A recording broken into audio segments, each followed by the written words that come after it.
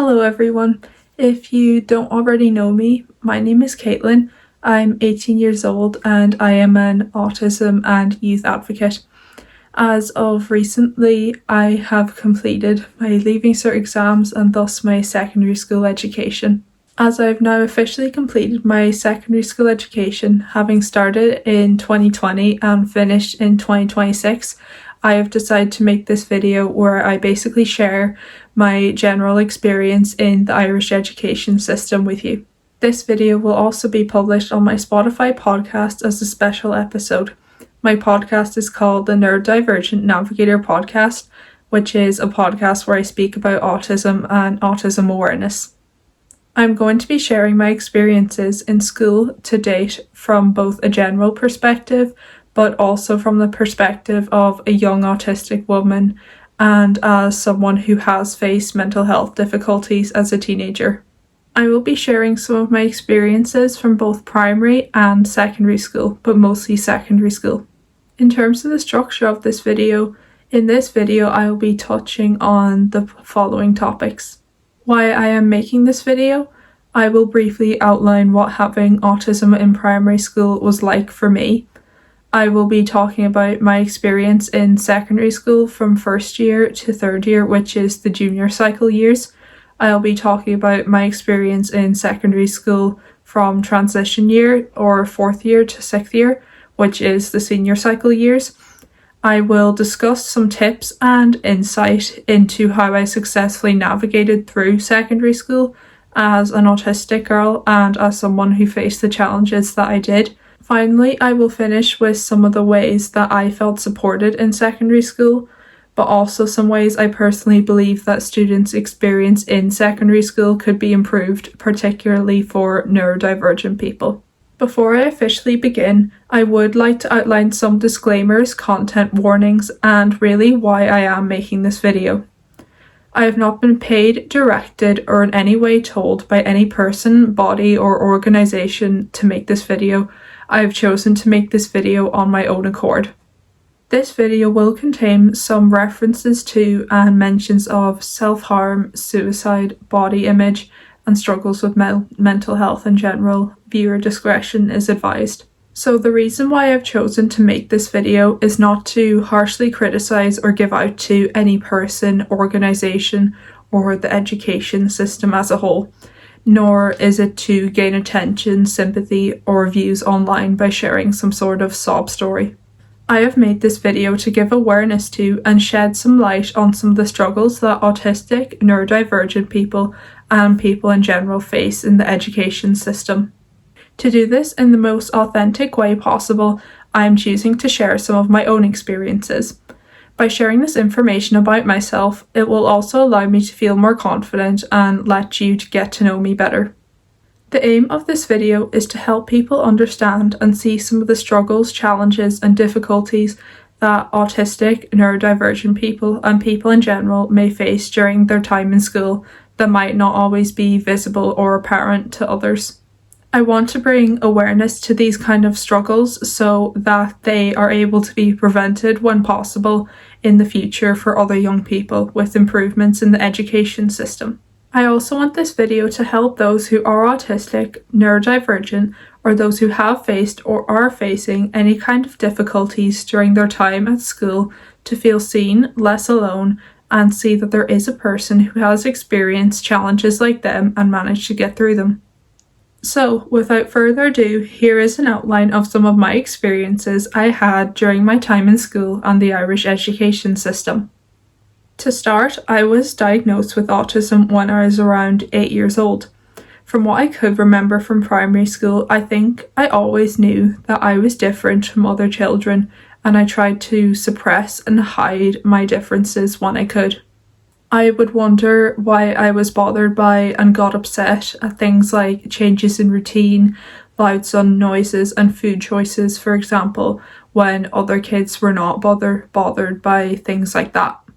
It wasn't really until secondary school and my teenage years when I began to understand what autism was and ask myself whether it was going to be a part of me that I would accept or try to hide away. From first year to third year of secondary school, I think this was the period when my mental health was probably at its worst, particularly in third year or junior cert. I had a lot of worries in my mind during these 3 years regarding things like school in general, my family life, my social life, etc. But I think most of all, I struggled with the question we all have to face at one point, which is, who am I? I often contemplated that question through my junior cycle years, as most people kind of find groups and interests in their early years of secondary school. I wondered whether my autism should be part of my answer of who I was, and oftentimes it seemed like it wasn't going to be. Throughout primary school and my early secondary school years, I would have constantly masked or concealed my autistic traits and behaviours as much as possible and not told many people that I was autistic. For a long time, I don't think I wanted my autism to be a part of me, my life, and who I was. I think seeing how autistic people, particularly autistic women, were sometimes treated, both in person and in the media, was part of what made me feel this way. Unfortunately, sometimes autistic people are infantilized or babied and seen as incapable, unattractive, or just undesirable.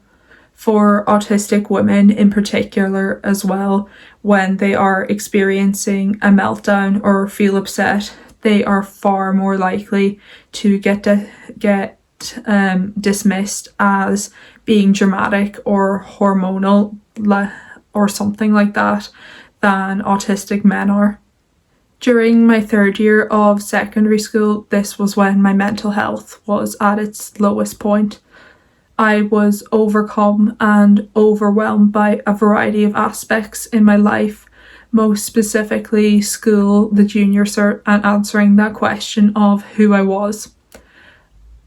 At the time, I didn't really like who I was, and I didn't like how I looked, and I didn't like how my body looked. I think I only really found a sense of purpose and worth in achieving high grades academically, since I hated the way my body looked and my autism, so I felt I had no other form of worth. I was constantly upset and overwhelmed by all these different elements in my life. I know it seems almost stupid now, but at the start of third year, when I was presented with this idea that the junior cert was this super important thing in your life, I took this too literally, which was probably because of my autism and that sense of worth I felt from achieving high grades. These constant concerns I had in my head during this time and the perfectionist high standards I would set for myself in school led to me feeling depressive-like behaviours a lot. Unfortunately, it also led to me harming myself when I didn't think I was doing good enough at something, and it even led me to thinking that it would be easier to not live at all than to face these challenges any longer. But thankfully, with the support of those around me, friends, family, teachers, therapists, and loved ones, and by having hope, resilience, and inner strength, I made it through the most difficult time of my school life and life in general to date. From transition year or fourth year to sixth year of secondary school, I promised myself that I would try my best to never relapse into and experience the low moods and depressive behaviours that I faced in my junior cycle years. Following my junior cert, transition year really gave me some space and time to work more on myself and improve my mental health again after the challenges, struggles, and difficulties I had faced in third year. Progressively, by going to therapy and counsellors, receiving care from those around me, and taking time to focus on myself, things got better for me, one small step at a time. However, it was still difficult at times, especially when I started fifth year and sixth year, because unfortunately I was and had been working in an education system that wasn't really built for me. Honestly, I think the education system is not really built for many neurodivergent people. I don't think it's built for many people in general at all, which is unfortunate.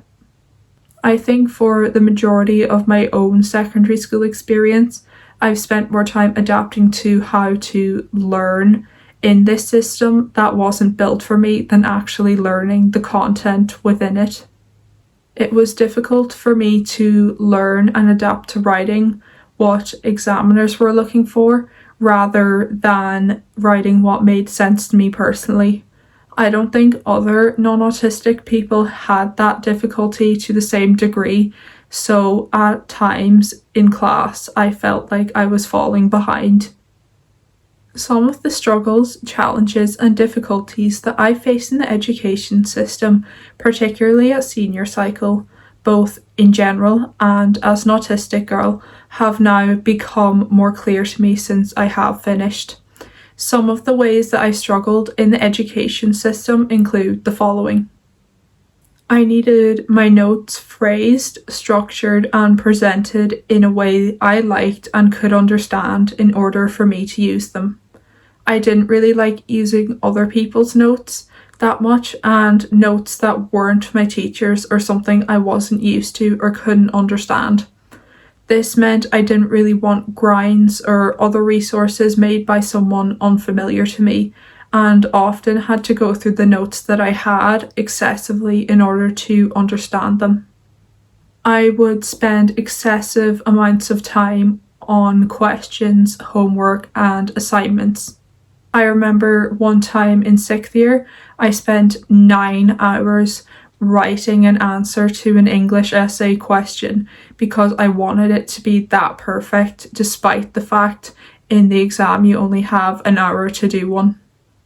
My perfectionist tendencies that mostly stem from my autism often made me feel conflicted. I knew I was spending too long on assignments at times, but I would literally not let myself finish them, knowing I didn't put my full effort into completing them. My perfectionism then sometimes put me off completing tasks some days as well. This was because I knew how much time and effort I would put into even the simplest of tasks, and that I would feel exhausted after finishing them.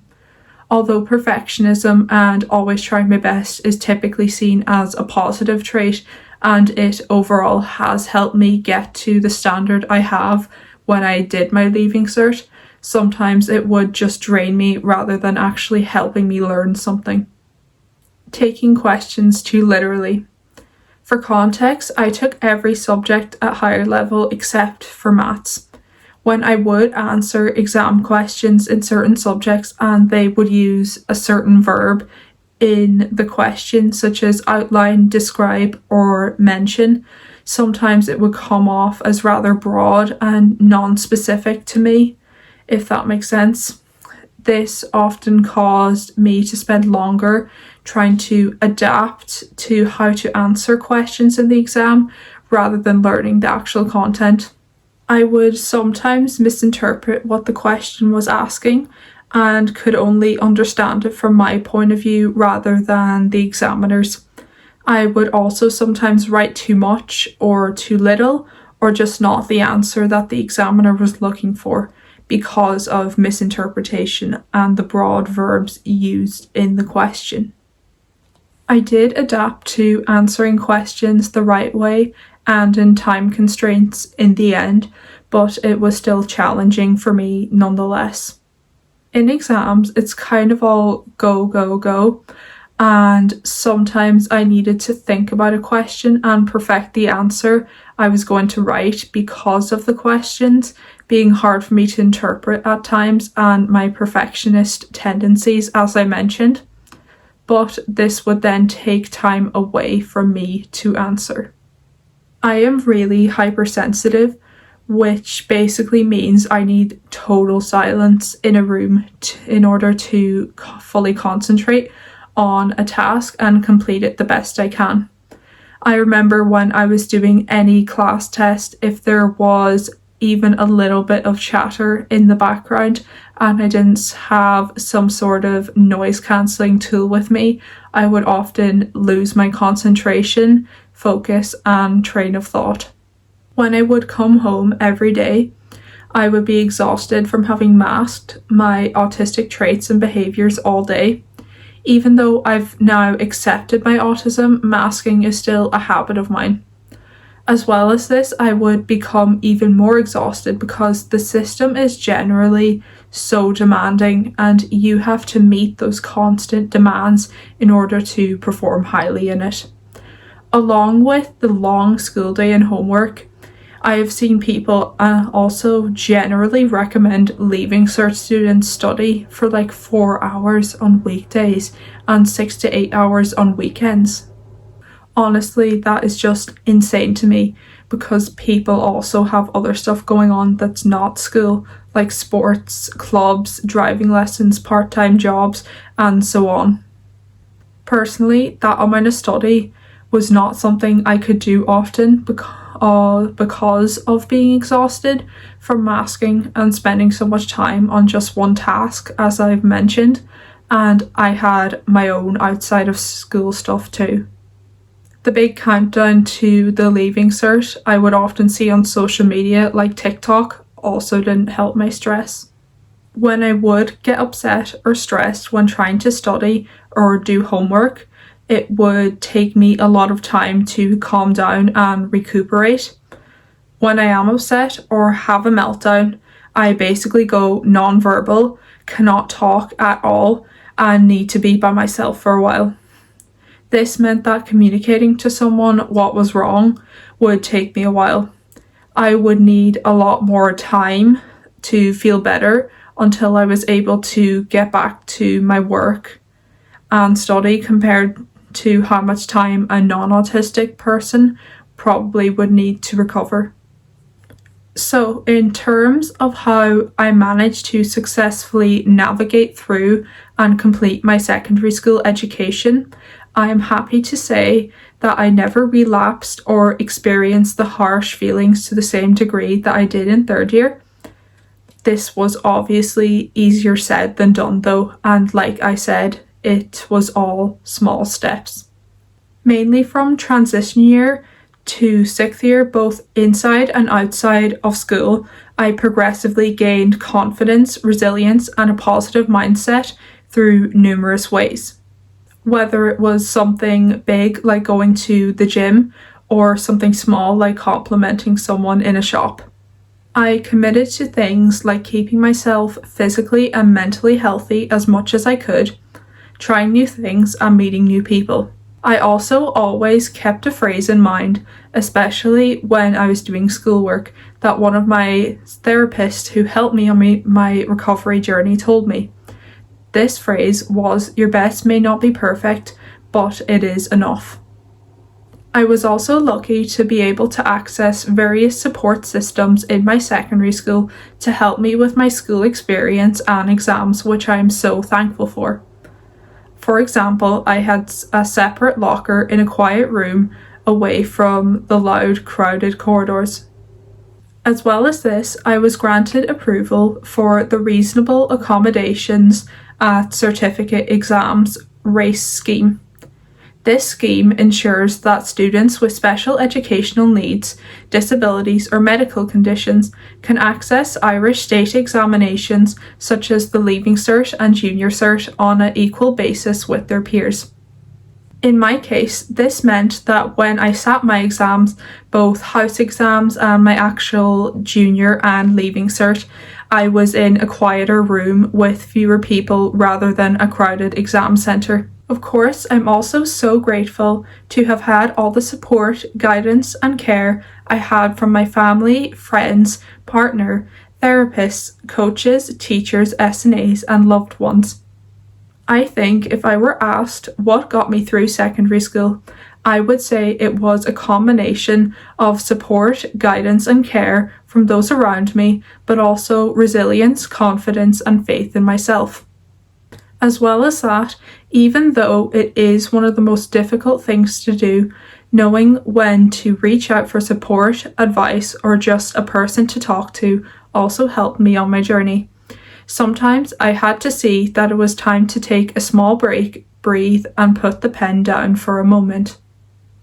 So, throughout secondary school, there were many ways in which I felt supported, both personally and in my education, as I have mentioned, such as through the race scheme and reaching out for help when I needed it. But there are also some simple ways that I personally believe students' experience in school could be improved, especially for neurodivergent students like me. Unfortunately, I don't have all the answers, and this is just my opinion, but these 3 ways that I know of that could improve students' experiences include: 1. Ensuring students, especially neurodivergent students, students with mental health difficulties, and students with special needs have access to resources and support that can help them during both exams and during normal school days. Unfortunately, I know some schools aren't as lucky in having access to as many support systems as others are.